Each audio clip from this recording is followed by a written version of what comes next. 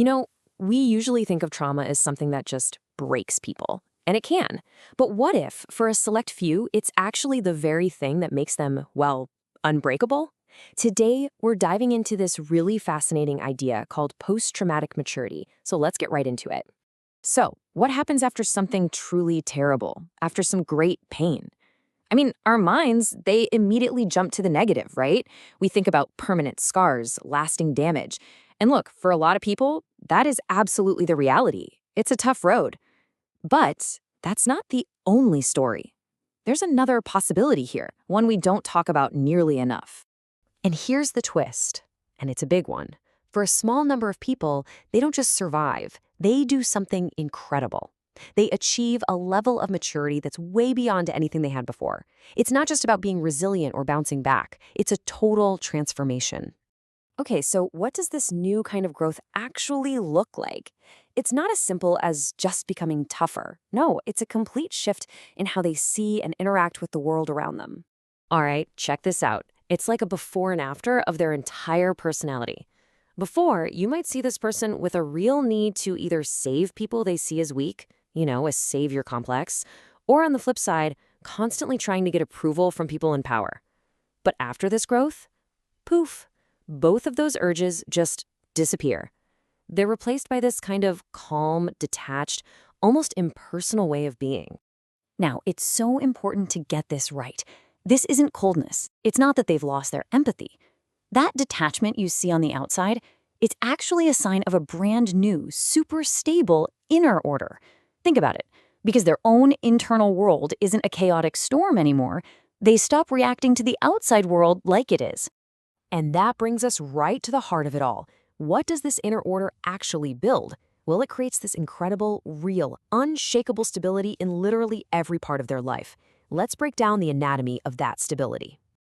And here are the results, the 3 pillars of this new life. First, you get stable emotions. They're just not thrown around by the ups and downs of every single day. From there, that leads to a stable environment. They actually start building a life around them that matches that inner calm. And finally, you see it in a stable career, where what they do for a living isn't just a job, it's deeply connected to their purpose. So you see all this, and you have to wonder, right? Is this incredible stability only for people who've gone through the absolute worst? Or can the rest of us, can we find a way to get there without having to go through all that pain? The answer is a definite yes. But there's a huge roadblock we have to get past first. So let's talk about that roadblock, because this is the single biggest thing that holds people back from this kind of growth. It's a mindset that's actually really comfortable. So comfortable, in fact, that most of us don't even know we're stuck in it. And it's what we call a victim mentality. This is that feeling that life is just happening to you. You're just at the mercy of everything. Your problems, they're always someone else's fault. It's your boss, it's your family, it's the government, it's the system. You're constantly pointing the finger outward for everything that goes wrong in your life. Now, this next part is so important. This quote really says it all. There's a weird kind of comfort that comes with being the victim, isn't there? I mean, nothing is ever your fault, but that comfort has a massive price tag. And that price is your power. You're literally trading away your ability to change your own destiny just so you can have the comfort of blaming someone else. And that's the trap, right there. It feels safe. It's this cozy little blanket of not my fault. But that safety is a total illusion. It's actually a prison that leaves you completely powerless. Because think about it, how can you possibly fix a problem if you won't even admit that it's yours to begin with?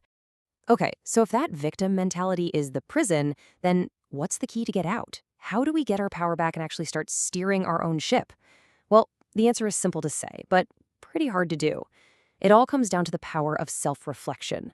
You see, truly capable people, whether they've been through trauma or not, they all live by one single, timeless principle. And I mean, this is the bedrock.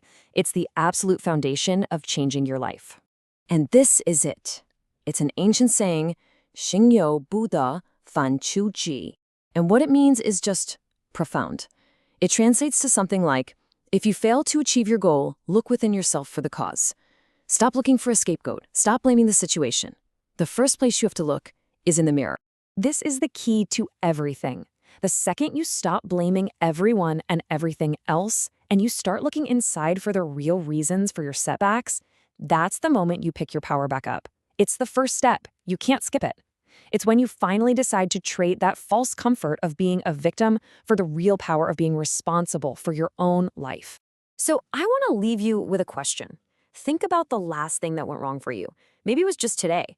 A little frustration, maybe a bigger failure, an argument you had. Just for a second, before you automatically point the finger at someone or something else, ask yourself, where is the true root of this in me? Because finding the answer to that question, that's where your real power begins.